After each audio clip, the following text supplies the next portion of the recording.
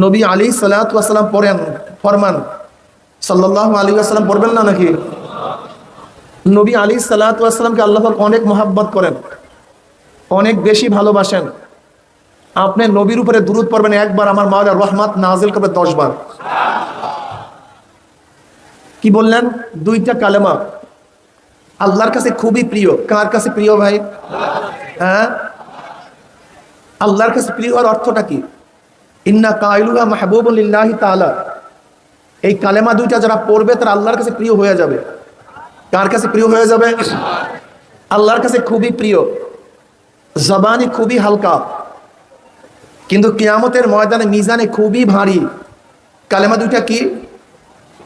সুবহানাল্লাহি ওয়া বিহামদিহি সুবহানাল্লাহিল আযীম, অর্থাৎ আলহামদুলিল্লাহ সুবহানাল্লাহ আলহামদুলিল্লাহ। এই কালেমা, কাজে এই কালেমা পড়বেন একবার সুবহানাল্লাহ